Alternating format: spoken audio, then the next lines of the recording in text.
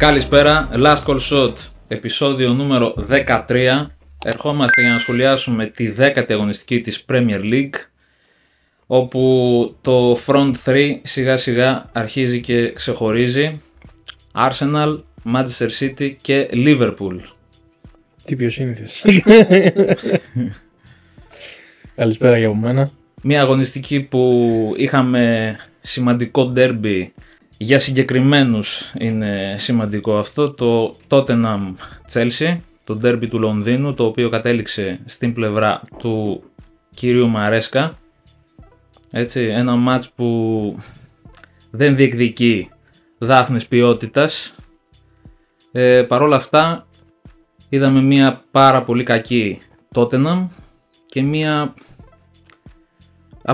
από τα συνηθισμένα Chelsea, η οποία πήρε το μάτς με 0-1.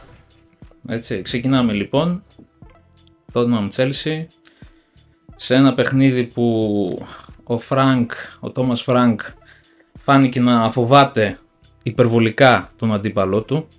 Κατέβηκε με μια εντεκάδα με τον Bergwall με 4 half βασικά και είχε τον Bergwall σε θέση αριστερού δεκαριού, extreme, δεν ξέρω τι ήταν.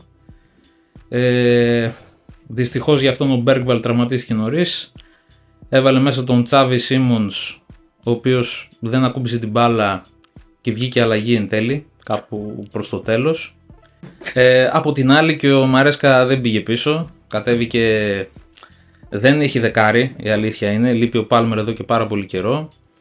Ο Πέντρο θα μπορούσε να χρησιμοποιηθεί στη θέση του Palmer σαν δεκάρι και να παίξει center for ο Delap, ο οποίος όμως κατάφερε σε μερικά λεπτά συμμετοχή στο κύπελο μεσοβδόμαδα να φάει κόκκινη κάρτα, βασικά 2 κίτρινες, κόκκινη, ναι, και να μην έχει δικαίωμα συμμετοχής. Η άλλη επιλογή ήταν ο Γκιου, ο οποίος Γκιου είπαμε την προηγούμενη εβδομάδα ότι δεν. Ποιος Γκιου? Γι' αυτόν τον λόγο λοιπόν ξεκίνησε ο Ζωάο Πέντρο στην κορυφή της επίθεσης και ουσιαστικά η Chelsea είχε 3 half με Καϊσέδο, Έντσο και James. Εντάξει, ο οποίος James μία άλλαζε με τον Γκούστο, μία ο Γκούστο, μία ο James, τα έχουμε δει πολλές φορές αυτά φέτος. Στη φάση του γκολ ο Καϊσέδο δείχνει... Εντάξει, sorry. Αυτό το λάθος που κάνει ο Spence στον γκολ, όχι είναι για πάγκο, για καλά 3-4-5 μάτς. Ρε φίλε, ναι. Εντάξει τώρα, τι τρίπλες ρε μαλάκα αριστερό μπακ. Ναι. Τι τρίπλες ρε φίλε. Ναι, αν και εγώ ήθελα να σταθώ στον Καϊσέδο, Εντάξει. ο οποίος είναι αμυντικός χαφ και δείχνει πόσο σπουδαίος και πόσο σύγχρονος κόφτης είναι, που σε εκείνο το σημείο του γηπέδου πιέζει, κάνει 2 κλεψίματα, δεν κάνει ένα, κάνει 2 κλεψίματα επί της ουσίας και βγάζει και assist στον Ζωάο Πέντρο για το 0-1. Όλο το λάθος έχει γίνει από το Spence τώρα. Ναι. Δηλαδή συγκλίνει προς το κέντρο και κάνει τρίπλες, λες και είναι ποιος ρε φίλο, εσύ ας πούμε. Ο οποίος Spence, παρένθεση, στο τέλος του παιχνιδιού, δεν ξέρω αν είδες το βίντεο, βγαίνει έξω και είναι ο Φρανκ και κάτι του λέει, κάτι πάει να του πει και ο Spence τον αγνοεί. Και προχωράει ευθεία και είναι ο Φρανκ έτσι. Όχι πάγκο θα έχεις φάει αδερφέ, θα σιγά στη Λιδανικό να ξέρεις. Και είναι έτσι ο Φρανκ, σαν να λέει τι έκανες εκεί.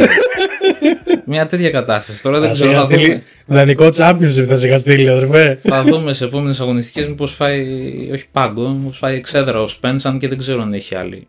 Ο Ουντόγκι δεν έχει. Ο Ουντόγκι είναι, ναι. Λοιπόν, τέλος πάντων, σώριψε διόξου, αλλά ήταν τραγικό το λάθος τώρα, εντάξει. Τέλος πάντων, κάπως έτσι προηγείται η Chelsea, η οποία Chelsea δεν είναι ότι κάνει και αυτή τίποτα σπουδαίο στον αγωνιστικό χώρο. Εντάξει, είχε τις φάσεις της. Τις είχε προς το τέλος, γιατί κατά τη διάρκεια του παιχνιδιού κερδίζει πάρα πολλές μονομαχίες στο χώρο του κέντρου. Εκεί είναι που κάνει τη διαφορά, ας πούμε, και ιδιαίτερα ο Καϊσέδο που μπορεί να είναι μόνος του και να παίζει αντίπαλος με 3 και να τους κλέβει την μπάλα συνέχεια και να τους παίρνει το χώρο του κέντρου. Κάπως έτσι η Chelsea διατηρεί το προβάδισμά της. Κάπως έτσι η Tottenham τελειώνει το μάτς με 3 τελικές προσπάθειες, μία στο στόχο, 0,12-15 expected goals. Μιλάμε για τραγική εμφάνιση, από τις χειρότερες επιθετικά εμφανίσεις της Tottenham δεν θυμάμαι από πότε, εδώ και πάρα πολλά χρόνια. Και κάπως έτσι προς το τέλος, αφού η Tottenham πάει να πάρει μερικά μέτρα, προσπαθεί να πάρει μερικά μέτρα, να πάρει κάτι από το match, να μην τελειώσει αυτό το 0-1. Βρίσκει σε κόντρα επίθεση η Chelsea δύο πολύ μεγάλες ευκαιρίες τέτα-τέτ με τον τερματοφύλακα Gittens στην πρώτη. Η μπάλα πρέπει να πήγε έξω από το γήπεδο. Πέτυχε το πουλί η μπάλα. Ζωάο Πέντρο στη δεύτερη. Κακή εκτέλεση. Η εκτέλεση και των δύο είναι για σενάριο κωμωδίας. Κάτι που ο Πέντρο δεν μας είχε αφήσει. Μας άφησε πολύ θετικά με το pre-season, ξέρω και τέτοια μετά. Εντάξει, ρε παιδί μου, καλή μπάλα ξέρει ο Πέντρο, αλλά μέχρι εκεί. Ναι. Δεν είναι τώρα. Δεν είναι ο φόρ τώρα που ονειρεύονται στην Chelsea. Ναι, τα έχουμε πει αυτά τώρα. Μην... Ναι, μιλάμε πάλι τα ίδια. Τελειώνει αυτό το 0-1. Νίκη ανάσα για την Chelsea που ναι μεν. Σοβαρό διπλό είναι τώρα, εντάξει. Που ναι μεν δεν έχει πολλά κακά αποτελέσματα να πεις, αλλά δεν έχει διάρκεια στην απόδοσή της. Φαίνεται αυτό, προσπαθεί να βρει μια διάρκεια στην απόδοσή της και αυτή είναι νίκη πολύ σημαντική. Λείπουν παίχτες, φίλε. Τώρα λείπει ο Πάλμερ, τώρα άστο. Λείπει ο Πάλμερ. Είναι κλειδί στην ομάδα. Ο άλλος στηρίζεται πάνω του. Λείπει ο Πάλμερ, ναι. Αλλά το ξέρουμε ότι θα λείπει για πάρα πολύ καιρό. Κάτι πρέπει να κάνουμε. Δεν είσαι μικρομεσαία ομάδα. Διεκδικεί σε πολύ υψηλές θέσεις. Πόσο καιρό είναι ακόμα έξω, Πάλμερ? Νομίζω. Αν έχει εκτίμηση, ενώ αν έχει. Για Δεκέμβριο τον κόβω. 6 εβδομάδες είχαν πει την τελευταία φορά. Βλέπω το Γενάρη να δεν έκανε να του βάλει λεφτά ή κανέναν άλλον εκεί πέρα. Δεν ξέρω, θα δούμε. Πάντως για τη θέση του η Chelsea έχει πάρει τον Bonanote.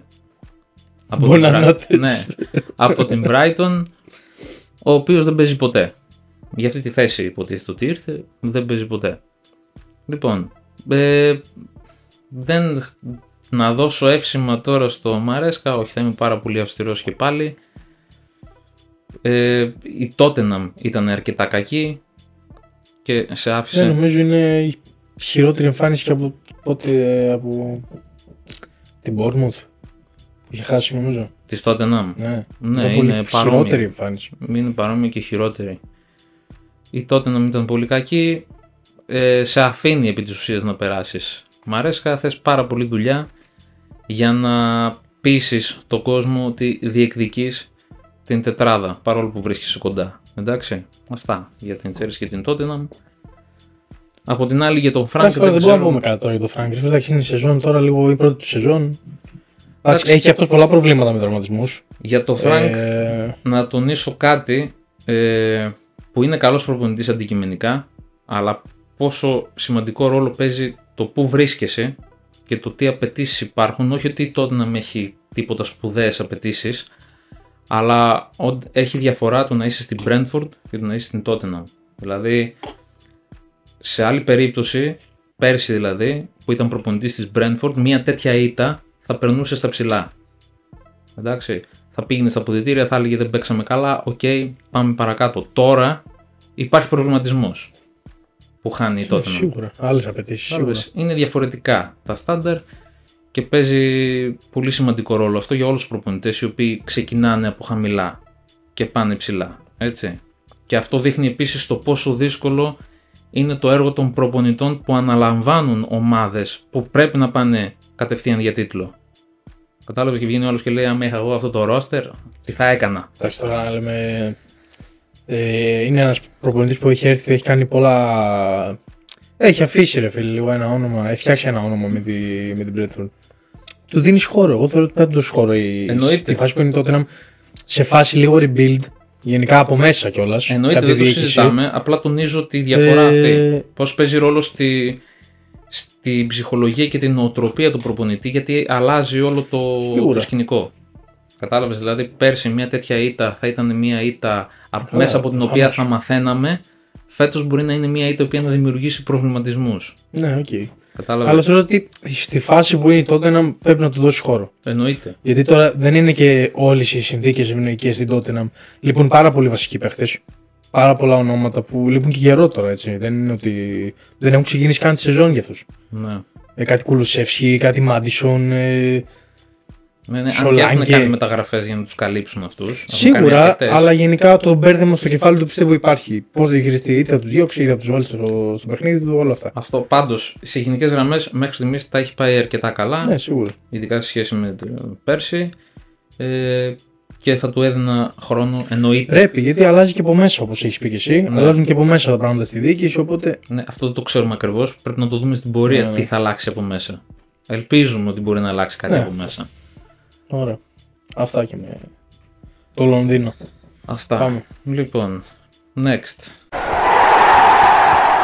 Προχωράμε στον στρατηγό τον Αρτέτα, ο οποίος περνάει με πολύ άνετο, με εκοφαντικό τρόπο και από το γήπεδο της Μπέρνλι, έτσι, σε μια ομάδα που ξέρεις ότι θα κλειστεί πίσω, μια ομάδα που παίζει για να μην φάει γκολ και καταφέρνει να περάσει με 0-2 και θα μπορούσε να είναι και 0-5 το μάτς. Καλά, σίγουρα. Έτσι. Εντάξει, πρώτο γκολ στη μενή φάση. Τι πιο σύνηθες για Arsenal. Εννοείται, και με δεύτερη μπάλα όπως είχαμε πει κιόλας. Εντάξει, το δεύτερο γκολ ήρθε όπως ήθελες. Ήρθε στο Wembley, ήρθε αντεπίθεση για την Arsenal. Ναι. Ωραία αντεπίθεση. Συμμετείχε ο Γιόκερης σε όλη τη φάση. Ναι, και συμμετέχει σε πολλά fast break. Ναι. Σε πολλά fast breaks ο Γιόκερης. Εντάξει, δεν υπάρχει κάτι άλλο. Ουσιαστικά θα λέμε τα ίδια άμα καθόμαστε εδώ πέρα και αναλύουμε πάντα τα παιχνίδια της Arsenal. Μέχρι να αλλάξουν λίγο τα δεδομένα άμα βρεθεί κάποιος αντίπαλος. Αυτό που λες, dominant. Έπαιζε το παιχνίδι της. Σε κάποια φάση τους είχε να έχει 5 συνεχόμενα corner εκεί και τους βάραγε. Βάραγε. Corner. Ναι. Δηλαδή εντάξει.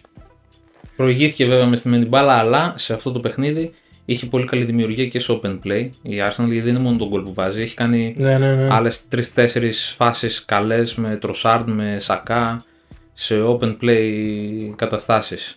Εντάξει, ήταν και ο αντίπολος λίγο κατώτερων προσδοκιών, αλλά και πάλι δεν πάβει να επιβάλλει το παιχνίδι της, οπότε είναι θετικό. Εννοείται, και μπορούμε να συγκρίνουμε επίσης, γιατί εντάξει, κυρίως μιλάμε για τις μεγάλες ομάδες εδώ πέρα, μπορούμε να συγκρίνουμε, παράδειγμα δίνω εγώ τώρα, το μάτς της Liverpool με την Burnley, Ναι. το οποίο είχε την ίδια λογική και 90 λεπτά η μπάλα δεν γινόταν φάση. Επί 90 λεπτά και έγινε εκείνο το πέναλτι στο τέλος.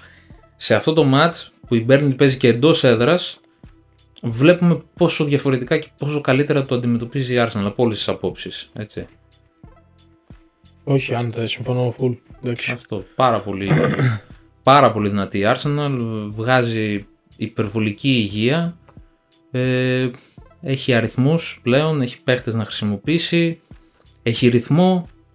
Θα δούμε. Βέβαια είναι ακόμα αρχή της σεζόν, έτσι δεν. Εντάξει, οι Ιωνί μέχρι στιγμής δείχνουν ότι πάει καλά. Μήπως κάνει καμία κοιλιά εκεί το Δεκέμβριο. Όλα αλλάζουν με ένα τραυματισμό, έτσι. Ένα-δύο τραυματισμούς. Ναι. Αλλάζει όλο το προσκήνιο. Ναι, αλλά γι' αυτό μιλάω για τους αριθμούς. Έχει παίχτες να βάλει φέτος σε περίπτωση τραυματισμού. Ναι. Τώρα, τι να σου πω, άμα βγει έξω ταυτόχρονα και ο Γκάμπριελ και ο Έζε και ο Θουμπιμέντι και ο Ράις, εντάξει, καλή νύχτα. Άμα γίνει κανένα Ποιος κάνει βουντού. Άμα γίνει κανένα τέτοιο, εντάξει, πήγαινα. Κάποιος λόγω για βουντού. Το έκανα, φεύγω. Πάντως μέχρι στιγμής πάνε όλα πάρα πολύ καλά για την Arsenal. Και αρχίζει και πείθει γενικώς όλο το κοινό, γιατί και τις προηγούμενες δύο σεζόν, όχι την περσινή, τις προηγούμενες δύο που διεκδίκησε τον τίτλο μέχρι το τέλος με πολύ καλά νούμερα, με πολύ καλό performance, δεν έπιθε κανέναν ότι μπορεί να το πάρει. Φέτος αρχίζει και πείθει. Ίσως είναι και οι άλλοι που είναι πολύ χαμηλά. Ναι, αλλά να τη δούμε και στα κρίσιμα. Στα πιο. Όταν θα έρθουν ξανά πάλι derby και λίγο τέτοια. Τώρα πάλι με το Τσελού. Εντάξει. Ναι, σαφώς. Total το football δεν το βλέπουμε πάλι ακόμα. Όχι, ούτε καν. Όχι, εννοώ για να μην μας παρεξηγήσουν ότι καλά τώρα αλλάζουμε το τροπάριο. Όχι. Total football. Είναι απλά είναι η πιο συνεπής ομάδα και φαίνεται και στο βαθμολογικό πίνακα. Ναι, αυτό. Τώρα για την Burnley, εντάξει, θα πούμε. Είναι αγαπημένη μας η Burnley εδώ πέρα σε αυτήν την εκπομπή. Δεν πειράζει, τώρα σιγά από την Arsenal. Εντάξει, ακόμα εκεί κάτω στο Βάλτο παίζεται ακόμα το παιχνίδι. Εντάξει, είναι μελλοντική πρωταθλήτρια Αγγλίας χάσαμε τώρα. Εντάξει, σιγά, έχουμε τόσα παιχνίδια. Ωραία. Παραμένουμε πάντως πάνω από τη ζώνη του υποβιβασμού. Επόμενη γραμμή. Next. Next, εσύ θα πεις. Next. Εντάξει, νομίζω είναι και το. Θα είναι το πρώτο επεισόδιο μετά την κατρακύλα, λίγο έτσι. Που δεν θα χρειαστεί, ας πούμε, να πούμε κάτι ακραίο τώρα. Και ότι θα μας πάρει και πολλή ώρα η Liverpool. Εντάξει, νομίζω ήταν must win το match. Εάν χανόταν και αυτό το παιχνίδι στο Anfield, η γκρίνια που θα υπήρχε στην ατμόσφαιρα γενικά και η ψυχολογία της ομάδας και των παιχτών, νομίζω θα ήταν. Νομίζω ξέρετε, μπορείτε να καταλάβετε. Το μόνο που θα πω εγώ για την ομάδα είναι ότι ο Slot με την 11 που κατεβάζει και ουσιαστικά παίρνει το match, σαν να ακυρώνει τον εαυτό του, ρε φίλε, για τις επιλογές που έχει κάνει μέχρι στιγμής. Ουσιαστικά βλέπεις την 11. Σαν να δικαιώνει εμάς. Ναι, βλέπεις τώρα. Ναι, άλλο αυτό, το έχουμε πει και τώρα. Βάζει την ομάδα όπως έπρεπε να έχει ξεκινήσει τη σεζόν. Πλην του επιθετικού που έχει χάσει όλους τους επιθετικούς, το έχουμε πει αυτό. Έπρεπε να ξεκινάει η ομάδα έτσι. Ρόμπερτσον, Μπράντλεϊ στα αριστερό δεξιμπάκ, το κέντρο όπως έπρεπε να ήταν το κέντρο.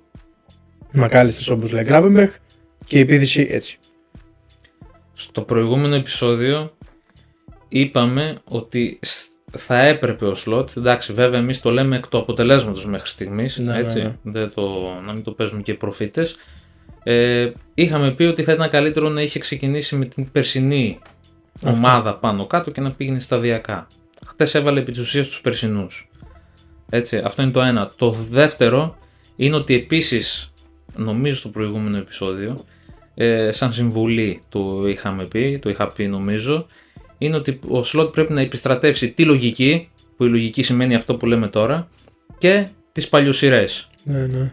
Και είχαμε προσθέσει τότε και τον Ρόμπερτσον, γιατί ο Φαντάι και ο Σαλάχ έτσι κι αλλιώς δεν βγαίνουν την 11. Είχαμε προσθέσει και τον Ρόμπερτσον, όχι τόσο σε ατομικό επίπεδο ότι χάνει λόγω του κέρκης Λίβερπουλ, δεν χάνει γι' αυτόν, αλλά λόγω της παρουσίας του Ρόμπερτσον.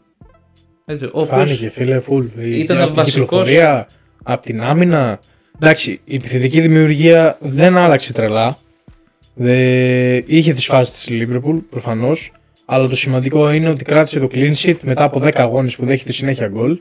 Κράτησε το clean sheet και μόνο θετικό μπορεί να είναι αυτό και να μπας και αλλάξει λίγο το κεφάλι του, μπας και κουνηθεί λίγο εκεί πέρα κάτι και θα δει λίγο καλύτερα. Εκτός της πρώτης φάσης περίπου του αγώνα, ναι, που μπορεί να γίνονταν και το 0-1, που της πάει το pressing η Βίλα και βγαίνει σε αντεπίθεση και κάνει το δοκάρι εκεί που πιάνει τρομερό σου το Ρότζερς.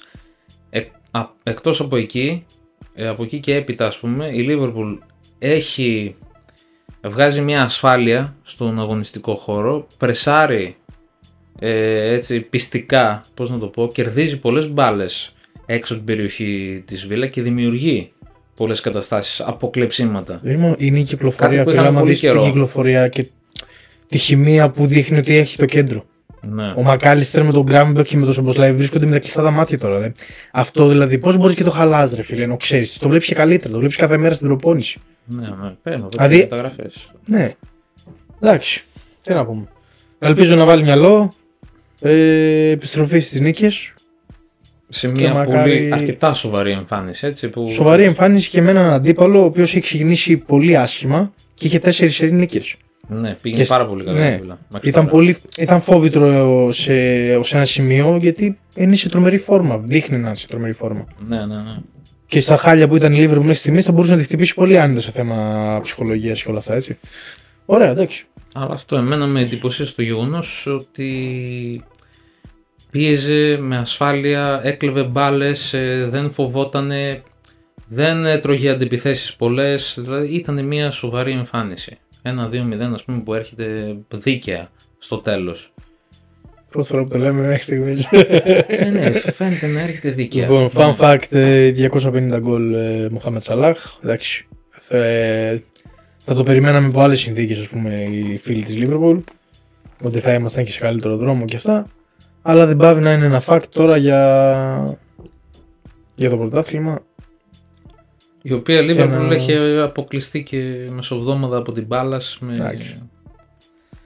Εντάξει, με σηκωμένη πετσέτα μπήκε. Ο τύπος την αποστολή την είχε σηκώσει την πετσέτα. Αυτό. Και επόμενη αγωνιστική, βασικά, μεσοβδόμαδα αντιμετωπίζει τη Real και την επόμενη αγωνιστική τη Manchester City. Εδώ θα έχουμε πολύ ωραίο παιχνίδι την επόμενη αγωνιστική. Διότι και η City έρχεται από καλή έτσι, εμφάνιση και νίκη με την Bournemouth. Να δούμε λίγο slow τι θα κάνεις στα δύσκολα. Έχεις να πεις κάτι άλλο για την ομάδα σου? Όχι, δεν χαίρομαι, δεν θα το πάρω πάνω μας τώρα τέτοια, αλλά... Θεωρείς ότι έχει πιθανότητες να είναι μέσα στον τίτλο μέχρι το τέλος? Όλα παίζονται ακόμα. Αν ξεχαστεί αυτή η εικόνα και δεν ξαναεμφανιστεί μέχρι στιγμής, μέχρι και τις 4 σερίδες αυτό το πράγμα που είχαμε, ναι, θεωρώ ότι μπορεί. Βαθμολογικά ακόμα είναι μέσα, δεν έχει. Τι είμαστε, 10η αγωνιστική είμαστε. Καλά, εννοείται. Όμως υπάρχει και η Arsenal, έτσι. Αν δεν στραβοπατήσει πουθενά η Arsenal και δεν κάνει κοιλιά, τότε δύσκολο. Ναι. Και φυσικά μην ξεχνάμε και τον Καράφλα που θα περάσουμε μετά, έτσι. Ναι. Είναι και αυτός μέσα στο παιχνίδι. Πάντα θα είναι. Λοιπόν, την πάσα στον εαυτό μου και πάμε. Την πάσα στον εαυτό σου και... Και πάμε στον αγαπημένο σου προπονητή. Πάμε στον αγαπημένο προπονητή. Pep Guardiola λοιπόν, απέναντι σε έναν εξίσου πολύ συμπαθητικό προπονητή, τον Ηραόλα της Bournemouth. Ένα παιχνίδι που περιμέναμε ότι θα είναι... Βασικά περιμέναμε όλοι το goal, ήταν το σίγουρο. Καλά, ναι. Στο παιχνίδι είπαμε όλοι goal. Σε ένα μάτς που παίζεται επί της ουσίας στο transition, σε ένα μάτς που ο Guardiola δείχνει ότι έχει μάθει από πέρσι ομάδες τύπου Bournemouth, οι οποίες πρεσάρουν και τρέχουν και πάνε στη γρήγορη επίθεση και ξανά και χτυπάει εκεί. Δεν έχει τόσο αργό build-up όσο θα μπορούσε να έχει σε άλλες χρονιές.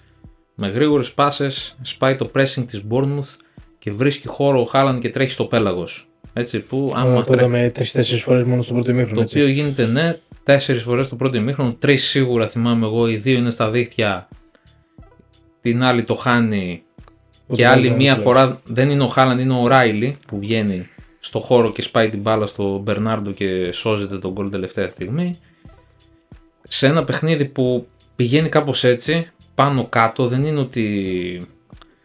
ότι η City ας πούμε κρατάει την μπάλα, τη φέρνει γύρω-γύρω, παίρνει μέτρα, σβήνει τον αντίπαλο, έτσι. Υπάρχουν γρήγορες επιθέσεις εκατέρωθεν, απλά η City σε αυτό το κομμάτι με την ποιότητα που έχει προφανώς και υπερέχει και βγάζει περισσότερες φάσεις. Το ημίχρονο θα μπορούσε να είναι και 3-0, θα μπορούσε να είναι και 4-0 το ημίχρονο. Παρ' όλα αυτά το ημίχρονο τελειώνει με 2-1 γιατί ο Ντοναρούμα κάνει μία έξοδο και ένα διώξιμο, δεν ξέρω. Του φύγε λίγο το κροσέ εκεί που πήγε να κάνει. Πήγε μπάλα μπροστά πίσω. Είναι και αυτό που γίνεται σε αυτήν την αγωνιστική. Και ευτύχησε να ισοφαρίσει η Bournemouth. Αυτό που γίνεται σε αυτήν την αγωνιστική με τα λάθη τερματοφυλάκων μετά αυτό το γκολ. Έχει. Δεν έχει όριο. Πολλά λάθη από τους τερματοφύλακες και πολλά αυτό το γκολ. Ναι. Κάπως έτσι λοιπόν η Bournemouth μειώνει και ξαναμπαίνει στο παιχνίδι, αλλά η City ήταν πολύ καλύτερη. Κάνει και το 3-1 κάποια στιγμή. Εύκολο, ωραίο γκολάκι ο Ράιλι. Ναι, και τελειώνει το παιχνίδι. Ο Ράιλι, ο οποίος το είπαμε, εντάξει, το είπαμε κιόλας ότι ήταν δεκάρι όταν έπαιζε μικρός για πολλά χρόνια. Επιθετικό χάφ ήταν σε μικρές ομάδες στη City και φάνηκε λίγο στη φάση αυτή. Έτσι, πως την ψυχραιμία που είχε πριν σουτάρει, γιατί παίζει αριστερό back αυτή τη στιγμή στη Manchester City. 3-1 και παιδιά. Ναι, περιμένει τον έτερο, πώς το λένε, τον έτερο γλόμπο να πω, δεν ξέρω. Θα δούμε ποιος θα την έχει καλύτερα γυαλισμένη. Για το επόμενο παιχνίδι που θα είναι μεγάλο derby. Ωραία. Δεν έχουμε πολλά να πούμε, εντάξει, καλή εμφάνιση στη City και αυτό ότι ο Guardiola προσπαθεί να προσαρμοστεί στα δεδομένα της εποχής, γιατί το ποδόσφαιρο αλλάζει, συνεχώς αλλάζει. Θα κάνουμε και ένα βιντεάκι γι' αυτό κάποια στιγμή. Να πούμε τι αλλάζουν και πώς. Ναι. Μείνετε συντονισμένοι. Like, subscribe. Λοιπόν, πάμε στην άλλη ομάδα του Manchester. Like, μαλάκες, like. Λοιπόν, πάμε στη Manchester United, Πάμε στην ομάδα που δεν αφήνει γίνει τον έρμο των οπαδών να κουρευτεί. Τον Αφάνο, ναι. Περιμένει να κουρευτεί. Δεν θα κουρευτεί ποτέ αυτός. 5 σερινίκες θέλει, είπαμε. Ναι. Λοιπόν, η United έρχεται από ένα πάρα πολύ καλό φεγγάρι. Πηγαίνει στο γήπεδο της Nottingham Forest με πολύ καλή ψυχολογία και όχι μόνο αυτό, προηγείται κιόλας αποστημένη από κόρνερ του Μπρούνο και κεφαλιά του Κασεμίρο 0-1. Όμως μέσα στο παιχνίδι συνολικά δεν είναι καλύτερη από τον αντίπαλό της. Η μπάλα πηγαίνει πολύ πάνω κάτω. Έχουν και οι δύο ευκαιρίες, σέντρες, σουτ, αντεπιθέσεις. Είναι ένα παιχνίδι δηλαδή που φωνάζει χ. Ψιλοροντέο δηλαδή. Ναι, ένα ροντέο παιχνίδι. Φωνάζει ότι μπορεί να έρθει χ και εν τέλει τελειώνει 2-2. Σε 1,5 λεπτό γύρω στο μάτσι Νότιχαμ. Σε 1,5 λεπτό από δύο σέντρες. Αν θυμάμαι καλά, ήταν και οι δύο σε open play. Δεν ξεκίνησε καμία από corner. Όχι. Ήταν και οι δύο σε open play. Σέντρες, γεμίσματα της Nottingham, η οποία το γυρίζει και από corner ξανά διώξιμο και σου του Διαλό το 2-2 για την United. Η United με το φεγγάρι στο οποίο βρισκόταν και τις νίκες από τις οποίες προερχόταν, θα περιμέναμε να δούμε λίγο τον κύριο Αμορίμ να κάνει μια πιο σοβαρή εμφάνιση. Βέβαια από την άλλη πλευρά η Nottingham Forest βρίσκεται στον πάτο και πιο κάτω δεν μπορεί να πάει. Έχει έρθει και καινούργιος προπονητής ο Ντάις που αλλάζει λίγο τις ισορροπίες, αλλάζει λίγο τον τρόπο παιχνιδιού. Δεν θα ήταν τόσο εύκολο να τον διαβάσει, δηλαδή δεν είχε μεγάλο δείγμα στον Ντάις από Nottingham Forest και γι' αυτό κατέληξε κάπου εκεί. Πάντως θα περίμενα εγώ καλύτερη εμφάνιση από τη United και πρώτη φορά, αν δεν κάνω λάθος, πρώτη φορά ξεκινάνε και οι τρεις μαζί μπροστά, Εμποεμό, Σέσκο και Κούνια, χωρίς να είναι αναγκαστικό. Έτσι ξεκινάνε και οι τρεις, επιλογή του προπονητή ξεκάθαρα. Εγώ θα κάνω μια σημείωση σε αυτό που είχα πει, ότι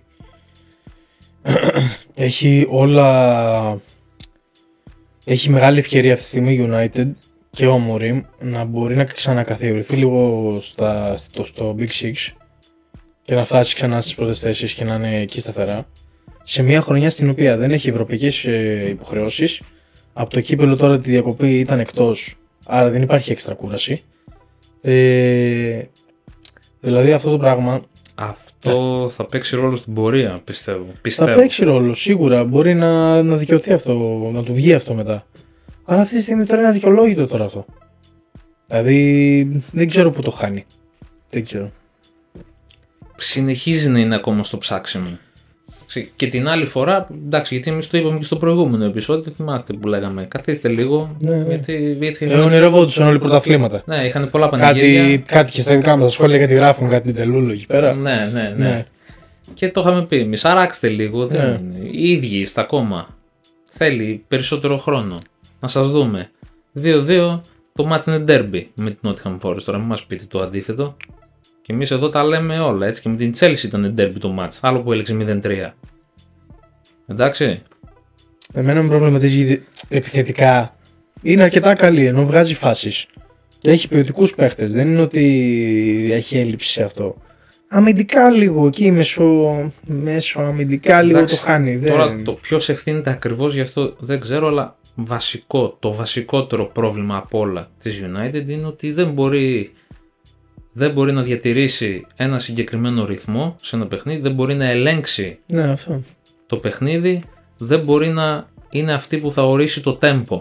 Αυτό είναι που πρέπει να βρει η United.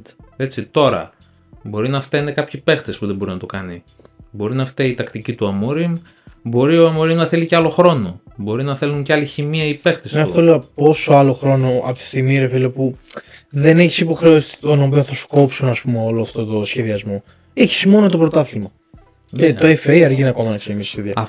Αυτό είναι μεγάλο κομμάτι, γιατί με τα σημερινά δεδομένα μια ομάδα με το όνομα της United, ας πούμε, για τις απαιτήσεις United, το να μην έχει ευρωπαϊκά μάτς και μάτς κυπέλλου, όπως είπες εσύ, σκέψου πόσες επιπλέον ημέρες προπόνησης έχει για το συγκεκριμένο μάτς. Έτσι, Αυτό και λέω. πόσο focus μπορεί να κάνει. Αυτό λέω, δηλαδή είναι Ναι. αδικαιολόγητο το να μην μπορεί να διαβάσει τον DICE τώρα. Ναι. Εντάξει, δεν παίζει κανένα παιχνίδι τώρα που και ο DICE που είναι on the books, ξέρω εγώ, παίζει, ναι, ό,τι να είναι, Γιούρια Πανούρια, πάμε. Αλλά ρε φίλε, να έχανες το match τώρα να ήσουν άτυχος και να μην σου βγει λίγο κάπως τώρα να πω πάει στο καλό. Αλλά τώρα το χάνεις το match τώρα σε 1,5 λεπτό. Το χάνεις και έχεις προηγηθεί κιόλας. Σε Θα 1,5 μπορείς λεπτό. να το διαχειριστείς πάρα πολύ καλύτερα. Τέλος πάντων, εντάξει. Εγώ θέλω ότι θα το βρει αυτό που είπες, θα τον ωφελήσει εγώ σε ένα σημείο αυτό. Γιατί όταν θα αρχίσουν να ζορίζουν για τις άλλες ομάδες τώρα. τις Μακροπρόθεσμα μεγάλες, μπορεί να τον ναι. ωφελήσει, θα δούμε. Αλλά κάτι πρέπει να κάνει και αυτός λίγο, να βρει λίγο μια ισορροπία τώρα, στην άμυνα κυρίως. Ναι, ναι. Η άμυνά του είναι τραγική. Εντάξει. Επιθετικά το βρίσκει. Έχει τις ευκαιρίες του, έχει ποιότητα, θα βρουν κι άλλο, θα βρουν χημεία και μπροστά κι άλλο. Είναι θέμα είναι η άμυνα. Τέλος πάντων. Αυτά και με τον κύριο Μωρίμ. Τώρα για την Nottingham τι να πούμε. Έχει. Εντάξει, Nottingham Forest καλό είναι το 2-2 για την Nottingham Forest. Άλλο ένα ροντέο στα χαρτιά της. Εντάξει. Θα δούμε τώρα. Έχει δρόμο ακόμα η σεζόν. Πάντως με το Sean Dice έχω ελπίδα εγώ ότι μπορεί να το σώσει. Λοιπόν, πάμε να περάσουμε λίγο και στα υπόλοιπα παιχνίδια της αγωνιστικής. Να πούμε ότι κάνουμε record Κυριακή και έχει ακόμα το match της Sunderland με την Everton που είχε αναβληθεί. Οπότε δεν θα σχολιάσουμε για αυτό το match. Πάμε λίγο Brighton Leeds 3-0. 3-0. Εντάξει. Πολύ εύκολη νίκη για την Brighton. Αυτό που είπα λίγο, η Leeds φαίνεται μόνο στο γήπεδο της. Εκεί λίγο παίρνει τα πάνω της. Όταν είναι εκτός, στριμοξίδι η φάση. Πάρα πολύ καλή η Brighton. Επίσης ένα παιχνίδι που έχει παιχτεί full στο transition. Έτσι, δεν είναι ότι η Brighton έχει την κατοχή, ας πούμε. Παίζει γρήγορες επιθέσεις όπως και η Leeds. Στο new meta, ας πούμε, του ποδοσφαίρου στην Αγγλία, που έτσι, κάπως έτσι φαίνεται, όλες οι ομάδες ποντάρουν στο transition. Κάπως έτσι πάει και η Brighton, η κατοχή είναι μοιρασμένη, οι πάσες είναι μοιρασμένες, αλλά η Brighton είναι αυτή που έχει καλύτερη ποιότητα και καλύτερη δημιουργία, έχει πολύ περισσότερες φάσεις, πολύ καλύτερες τελικές και δίκαια κερδίζει με 3-0. Ακόμα ένα γκολ για το Welbeck που περνάει η δεύτερη νιώτη. Βασικά δεν θυμάμαι ούτε στα νιάτα του ο Welbeck να έχει περάσει Τόσο γκολ δεν παίζει. τέτοιο στάδιο, τέτοιο χρονικό Νομίζω πρέπει διάστημα. να είναι τέταρτη αγωνιστική σερί που σκοράρει πέμπτη. Κάπου εκεί. Ούτε στα νιάτα του τότε που πρωτοβγήκε από τη United που ήταν ταλέντο, εντάξει. Και μετά στην Arsenal. Δεν θυμάμαι ποτέ. Ποτέ δεν θυμάμαι το Welbeck να σκοράρει τόσο συνεχόμενες αγωνιστικές. Μπράβο. Μέχρι και φάουλ έβαλε. Killer. Φάουλ έβαλε. Φύγε μωρέ γριά να μπει κανένας τζίμας, κανένας μαστούλας. Ναι, έλεος τώρα. Φύγε μωρέ, τώρα βρήκες. Τώρα βρήκες, άσε τα παιδιά να παίξουν. Τώρα βρήκες κατσαπλιά να πούμε. Θυμήθηκες να παίξεις ποδόσφαιρο. Έβαλες γκολ φάουλ. Ο Welbeck. Εντάξει, αυτό πρέπει να υποθεί στο προηγούμενο επεισόδιο τώρα. Καταφέρατε εκεί στη United να φάτε φάουλ από το Welbeck. Ωραία. Τέλος πάντων. Εντάξει, το βιολί της η Brighton τα έχουμε πει αυτά. Στο δικό της συννεφάκι. Βεβαίως. Για τα στάνταρ της και για τους στόχους της βρίσκεται ακριβώς στο σημείο που θέλει η Brighton. Αυτό είναι. Στα μέσα της σεζόν θα έχει σωθεί και μόλις έχει σωθεί, εντάξει, όχι ότι είναι το πρώτο ζητούμενο, θα έχει εξασφαλίσει αυτά που πρέπει να εξασφαλίσει και μετά θα αρχίζει. Πάρε και κοστούλες, πάρε και τζίμες, πάρε και θα πετάει μετά. Θα βρει κανέναν άλλο τώρα το Γενάρη κανένα πιτσιρίκο να πάρει. Ναι. Πώς πέταξε αυτόν τώρα πώς τον λένε τον Extreme. Το Μιντέ αυτόν. Ο Μιντέ. Τι φυσέκι είναι αυτό. Φυσέκι. Ναι, ναι. Σιγά σιγά. Όλο βγάζει. Θα βγάζει συνέχεια. Συνεχίζουμε με Crystal Palace Brentford. Τον κύριο Γκλάσνερ. Θα Palace Brentford, ναι. 2-0. Εντάξει, και αυτή θα πω συνεχίζει το δικό της βιολί εκεί πέρα. Συνεχίζει. Ειδικά στο γήπεδό της είναι... Με 35% κατοχή μπάλας απέναντι στην Brentford. Εδώ τώρα είναι τρομερό αυτό που συμβαίνει εδώ πέρα. Είναι Crystal Palace Brentford. Είναι δύο ομάδες που περιμένουν τον αντίπαλο να τον πρεσάρουν με mid block, ας πούμε, στα half και να τον παίξουν σε γρήγορη αντεπίθεση, και εδώ η Palace πάει και το κάνει αυτό στην Brentford και καταλήγει η Brentford να έχει κατοχή μπάλας πολύ μεγάλη για τα στάνταρ της, πολλές περισσότερες πάσες και να μην ξέρει τι να κάνει την μπάλα. Η Brentford. Κάτι τέτοιο έγινε τώρα εδώ.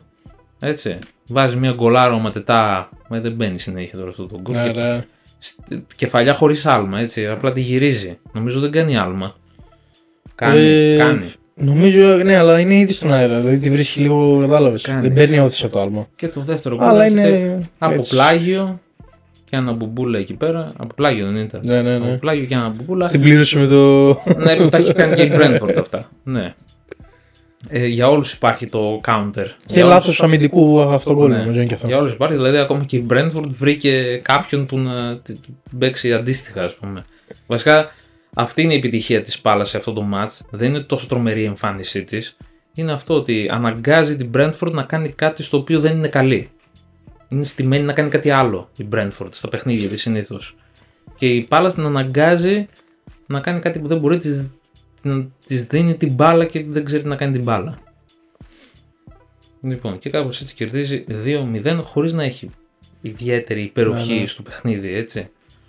Και νομίζω η Πάλας πρέπει να έχει και από τα χαμηλότερα ποσοστά κατοχή στην κατηγορία γενικά. Είναι του στυλ της τέτοιο. Εντάξει, είχε τις ευκαιρίες στην Brentford στο τέλος, αλλά το τρενάκι είχε φύγει, οπότε εντάξει. Ωραία. Πάμε στο Fulham Wolves. Στο μάτς που κλείδωσε και την απόλυση του Βίτορ Περέιρα. Άργησε έτσι. Ναι. Το λέγαμε, το περιμέναμε καιρό εμείς τώρα ότι θα απολυθεί, εντάξει. Νομίζω στην αρχή τον έδιναν πρώτο φαβορί για να απολυθεί. Και εν τέλει απολύθηκαν άλλοι πριν από αυτόν. Έβγαλε 28 πάντως. Ναι. Εντάξει, τι να πούμε τώρα. Τίποτα ιδιαίτερο από τη Wolves. Ζήτημα να έχουμε δει και ένα μάτσο στο οποίο να δούμε κάποια εμφάνιση, ας πούμε, έστω ένα δείγμα εμφάνιση, κάτι, μια αντίδραση. Και η Fulham, το έχει πει και ο Γιώργος, καλοδουλεμένη ομάδα. Νομίζω είναι πολύ φάρμ αυτές οι μικρές ομάδες για τη Fulham. Εύκολο φάρμ. Άξιζε να πάρει και μια νίκη η Fulham, γιατί δεν είχε πέσει πολύ χαμηλά στη βαθμολογία, έτσι. Αλλά στο γήπεδο της αυτές οι ομάδες νομίζω δεν περνάνε. Εδώ δεν περνάνε οι μεγάλες κυρίως. Οι Wolves πάντως όντως, δηλαδή είναι δικαιότατα εκεί που είναι. Έχει κάνει πολύ κακές εμφανίσεις. Δεν θυμάμαι ένα παιχνίδι, αυτό που πες και εσύ. Κανένα. Να πεις ρε παιδί μου άξιζε να πάρει κάτι από εδώ. Τίποτα. Και αν πήρε κάτι δεν το άξιζε. Πώς το λένε. Ίσως νομίζω με την Tottenham που λέγαμε ότι θα έπαιρνε. Με την Tottenham πήγε να πάρει πήγε να πάρει νίκη.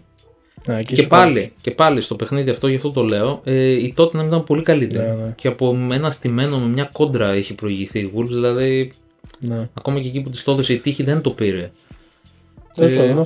Νομίζω έχει πέσει ήδη. Η Wolves δεν ξέρω, δηλαδή πρέπει να αλλάξει κάτι δραματικά από εδώ και πέρα για τη Wolves. Αν και είναι νωρίς ακόμα. Πρέπει να έρθει άνθρωπος τώρα που δεν νομίζω πως θα είσαι τώρα σοβαρός προπονητής και θα πας τώρα για suicide mission εκεί πίσω, εκεί κάτω.